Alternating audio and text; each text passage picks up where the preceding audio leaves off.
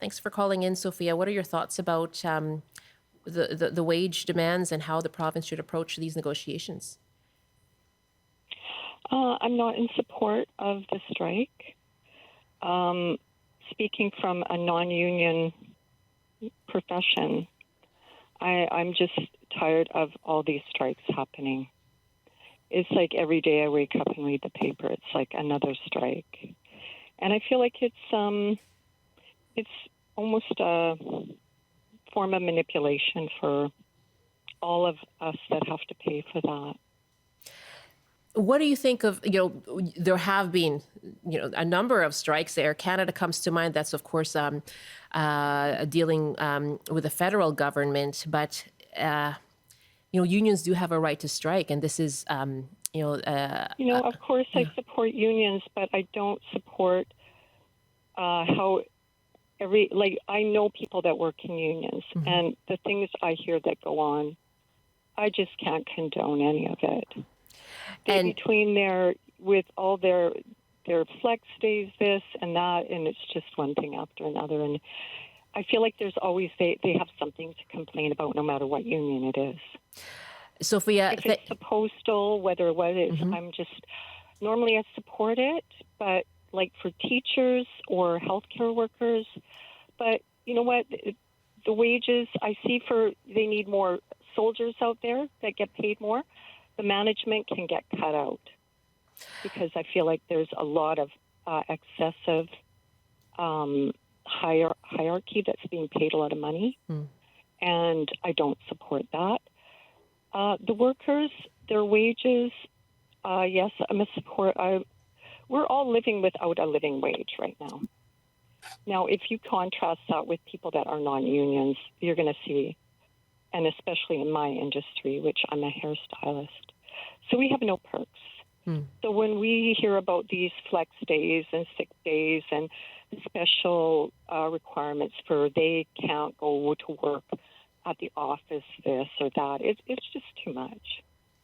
Sophia, I'm really not in support of it. Yeah, thank you so much for the call, Sophia. She touched on the postal workers strike as well, that went on for some time and affected, things last year as we head into the holiday. What do you make of that? Are people feeling like it's piling up, Les? Well, I think the main trigger for most strikes is pretty simple. It's inflation. That's what really drives, I think, if you go back through history and time and look at the inflation rate, when it starts peaking, labor unrest follows, because the function of the union is to keep their members as well paid as possible. And everybody is, I think, acutely aware of what inflation does to your check. And walk into a grocery store anytime in the past 3 years, it hits you in the face every other aisle. So this is just the inevitable way to deal with inflation. Inflation goes away and strikes and labor unrest really do subside. Hi, Josh, are you there? Yeah, can you hear me? Yes, sure can. Go ahead, please. What are your thoughts on these labor negotiations?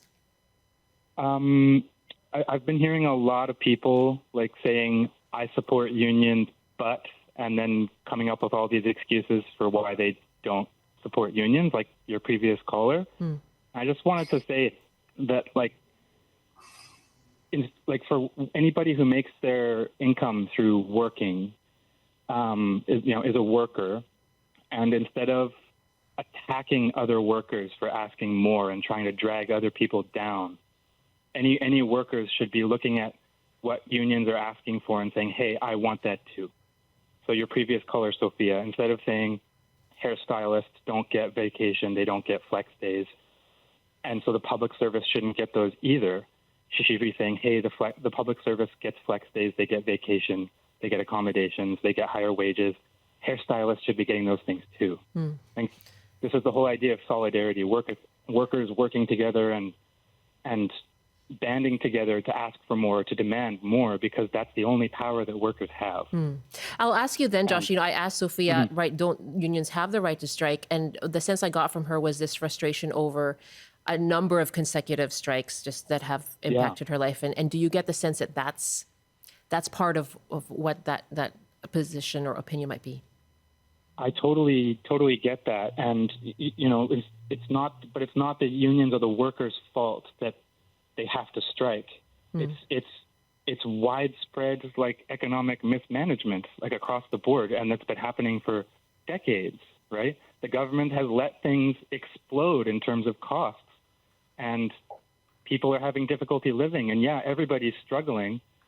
And so because like if people in the union are struggling, is she saying they shouldn't try to not be struggling, or because other people who aren't in unions are also struggling, that the unions shouldn't be exercising their power to try and improve their lives, and then also hopefully the lives of other people, because, you know, what unions negotiate sets precedents for others.